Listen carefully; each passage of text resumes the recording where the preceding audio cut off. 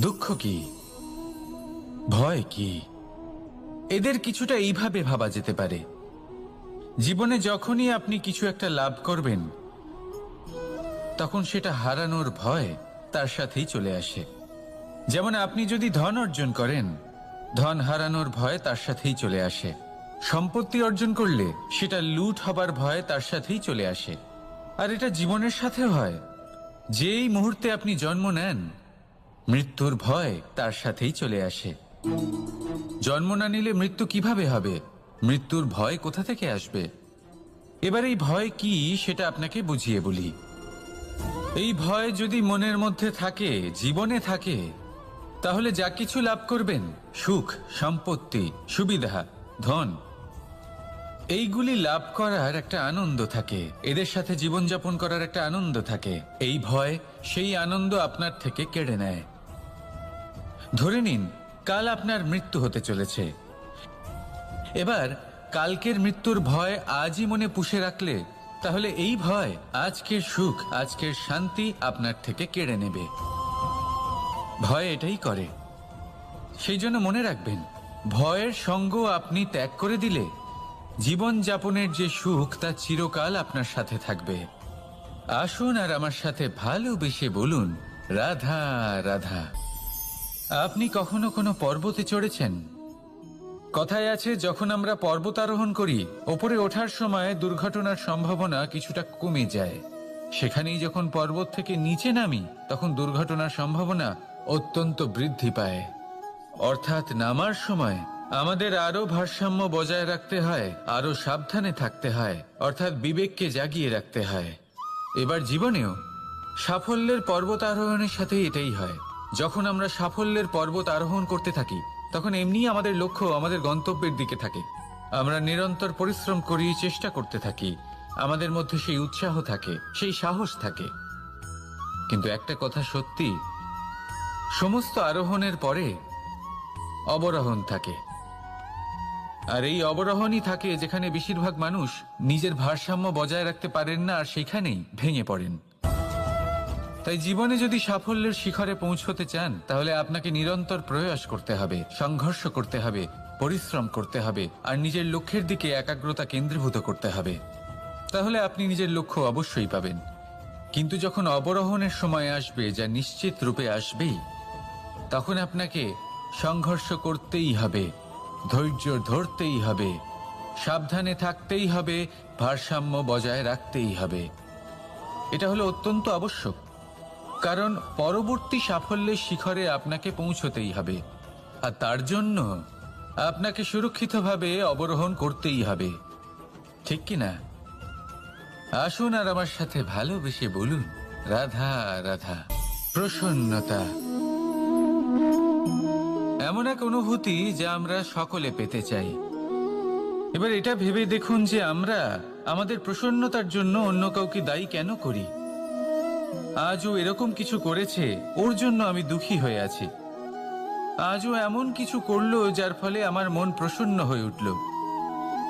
না, আপনাকে স্পষ্ট করে একটা কথা বলে দিই, আপনার প্রসন্নতা না শুধু আপনার নির্বাচন, না শুধু আপনার হাতে রয়েছে, বরং আপনি নিজের প্রসন্নতাকে নিজেই আকৃষ্ট করেন।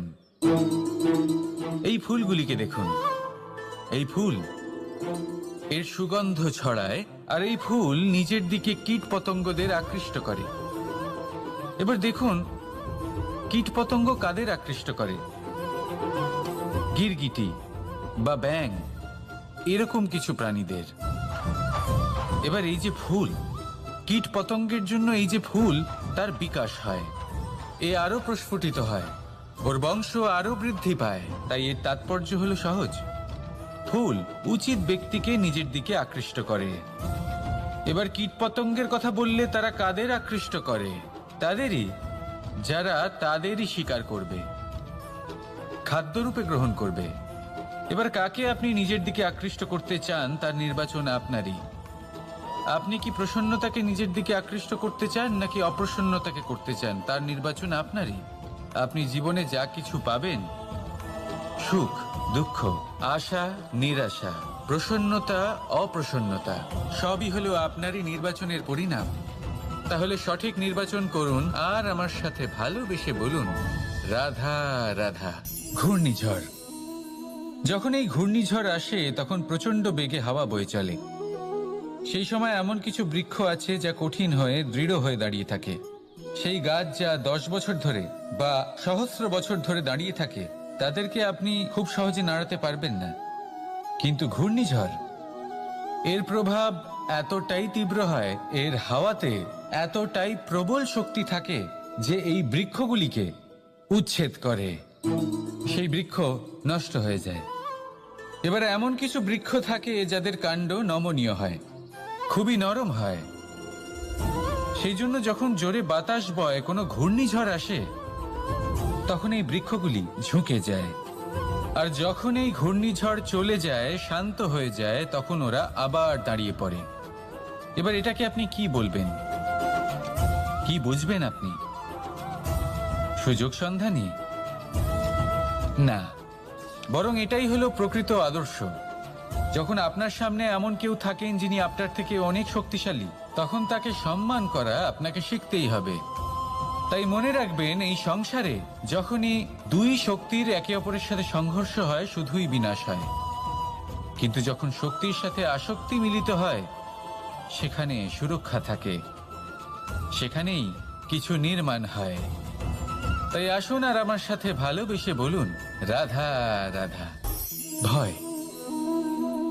আমরা ভয়ের বিষয়ে অনেক কথা বলি, ভয়ের থেকে সবসময় দূরে পালাই।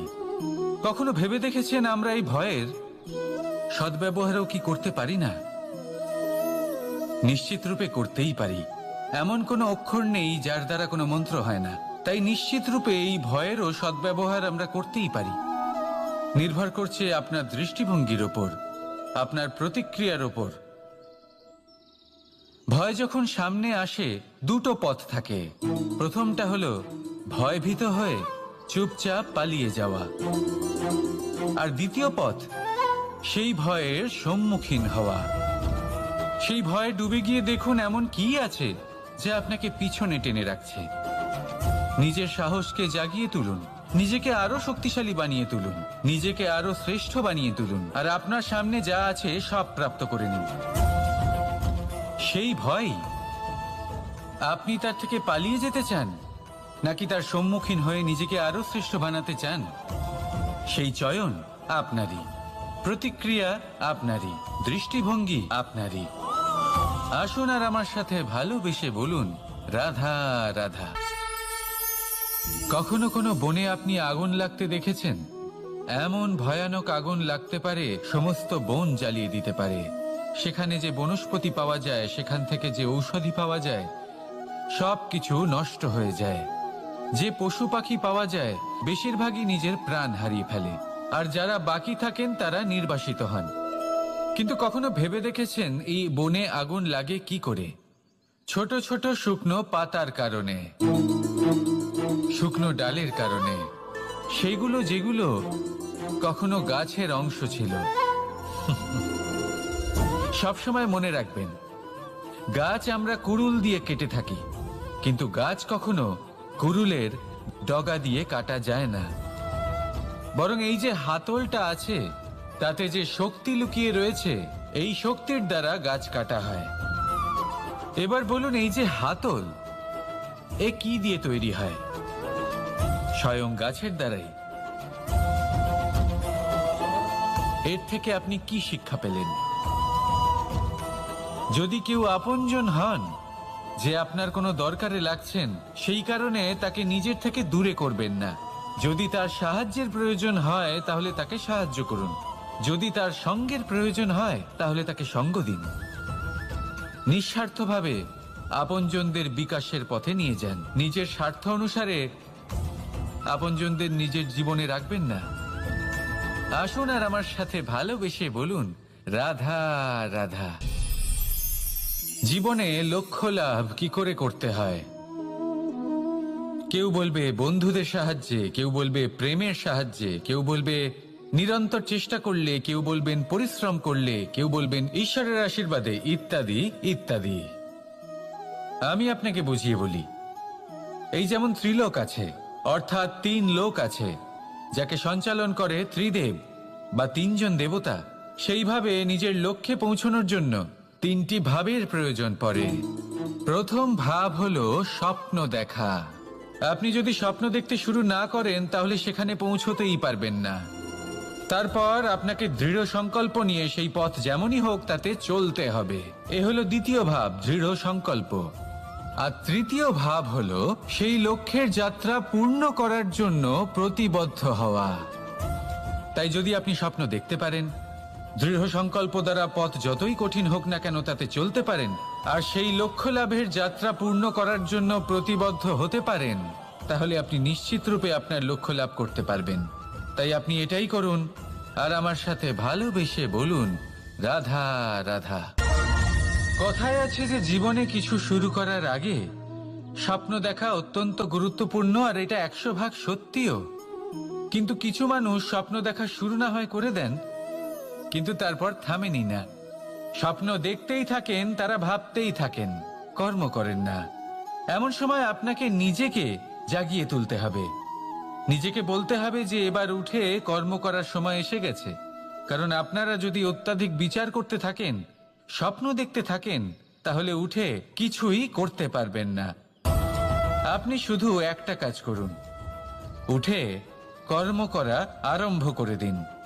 তারপর ভেবেচিন্তে ধীরে ধীরে নিজের কর্মকে দিশাও দিন আর তাকে উচিত গতিও দিন। কারণ এটাই হলো সাফল্যের মূল মন্ত্র। না শুধু কর্ম করুন না ভাবনা চিন্তা করে, আর না শুধু ভাবুন কর্ম না করে। সাফল্যের মূল মন্ত্র হলো এর ভারসাম্যে। তাহলে এটাই করুন, সাফল্যকে লাভ করুন, আর আমার সাথে ভালোবেসে বলুন, রাধা রাধা। সূর্যের মনে হয় যে তার থেকে বেশি তেজস্বী আর উজ্জ্বল কেউ নেই। তাই তার এই অহংকার ভঙ্গ করার জন্য মেঘ চলে আসে।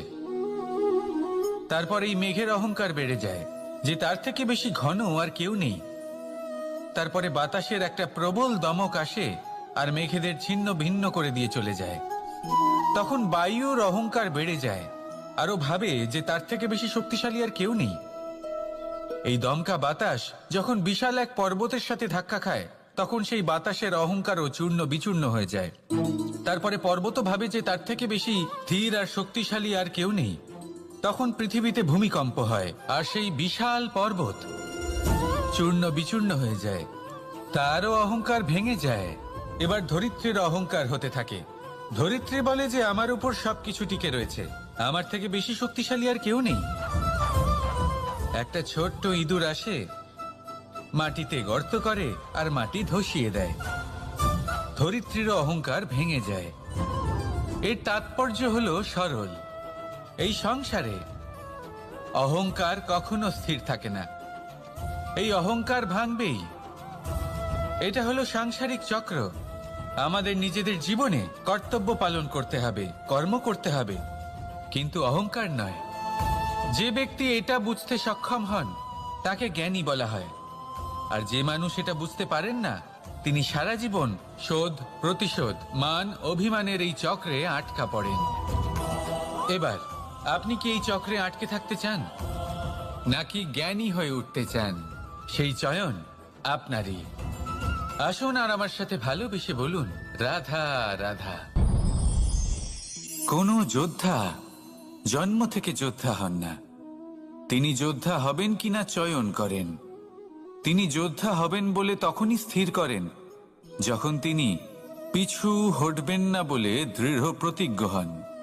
যদি ওনার সামনে অশুভ কিছু হয়, তার বিরোধিতা করতে দৃঢ় প্রতিজ্ঞ হন, তবেই তিনি যোদ্ধা হতে পারেন। কেউই যোদ্ধা হয়ে এই পৃথিবীতে জন্মগ্রহণ করেন না। আপনি কি হতে চান? সেই দর্শক হতে চান যারা যুদ্ধভূমিতে বসে থেকে অন্য কারোর জয়ে উচ্ছ্বাস প্রকাশ করেন, নাকি সেই যোদ্ধা হতে চান যিনি নিজের শৌর্য দিয়ে বীরত্ব দিয়ে পরাক্রম প্রদর্শন করেন এবং যার প্রশংসা যুগ যুগ ধরে হয়ে চলে? সিদ্ধান্ত আপনারই। আসুন আর আমার সাথে ভালোবেসে বলুন, রাধা রাধা।